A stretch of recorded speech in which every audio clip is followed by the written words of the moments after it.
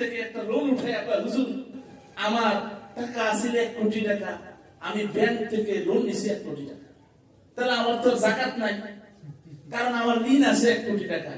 এরকমও বাটফারি মার্কা মুসলমান সমাজে নাই? আছে না বহুত আছে। অনেক। ওরা বাটফা, ওরা কি এই যাকাতকে জরিমানা করে আর আল্লাহর ফরজ বিধান নিয়ে তারা বাটফারি করে। আজকে সমাজে যাকাত দিতে চায় না, বলে হুজুর আপনি কেমনে করেন? আর আপনাদের থেকে খবর আমাদের কাছে বেশি আছে, কারণ আমাদের এতিম মাদ্রাসা আছে, এতিমখানা আছে, আমরা রমজান আসলে কিছু খোঁজ খবর নেই, বড় লোক যারা আছে এদেরকে মসজিদ থেকে বলি অথবা মাদ্রাসা থেকে আমরা চিঠি দেই, তো তখন তো আমরা তাদের ভাব দেখি।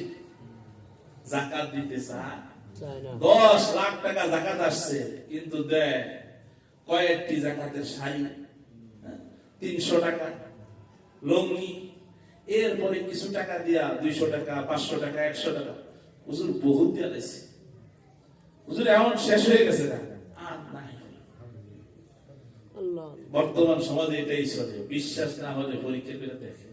এই জন্য খবরটা আমাদের হুজুরদের কাছে বেশি আছে।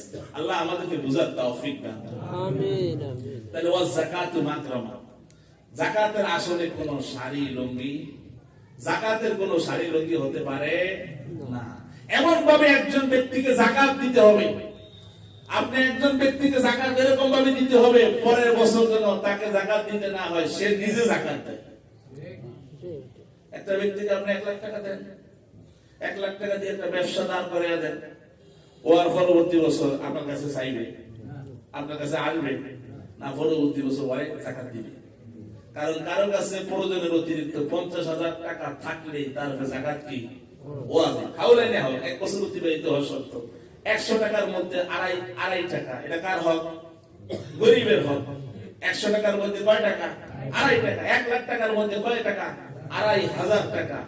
ধনী চিন্তা করতেছে, হায় রে আমার তো ব্যাংকে, আমি দেখেছি একজনের এরকম হিসাব করছে, হুজুর আমার তো ব্যাংকে 20 লাখ টাকা আছে, এখন যদি আমি যাকাত দিয়ে দেই লাখে 2,500 টাকা কমে দেব, আমি কি আল্লাহ তাহলে কি করতে হইব? আল্লাহ আল্লাহ বুঝার তৌফিক দান করুন। আমিন বলেন, আমিন বলেন।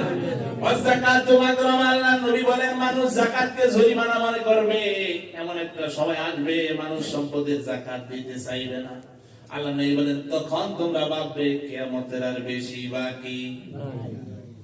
কত ইলমিনা লিগাইরিদ দ্বীন, দ্বীন শিখবে দ্বীনের উদ্দেশ্যে না, অন্য উদ্দেশ্যে। দ্বীন শিখবে মানুষ দ্বীনের উদ্দেশ্যে না, মানুষ কোরআন শিখবে, দ্বীনি ইলম শিখবে মানুষকে দাওয়াত দেওয়ার জন্য না, টাকা ইনকামের জন্য। কথা বলেন, টাকা ইনকামের জন্য দ্বীন শিখবে, নিজেকে মানুষ বড় মাওলানা বলবে, নিজেকে বড় মুফতি বলবে, নিজেকে বড় প্রফেসর বলবে, তার একটু ক্ষমতা সুনাম যশ সুখ্যাতি সমাজে প্রতিষ্ঠিত হবে। কথা বলে ঠিক না বেশি? তাহলে দ্বীন শিখবে কিসের উদ্দেশ্যে? লিগাইরিদ দ্বীন, অন্য উদ্দেশ্যে, অর্থাৎ সুনাম সুখ্যাতির জন্য, টাকা ইনকামের জন্য কি শিখবে? দ্বীন শিখবে। আল্লাহ নবী বলেন তখন মনে করবে কিয়ামতের আর বেশি দিন বাকি। হাদিস শরীফে আছে যে কিয়ামতের দিন যাদের ফয়সালা শোনানো হবে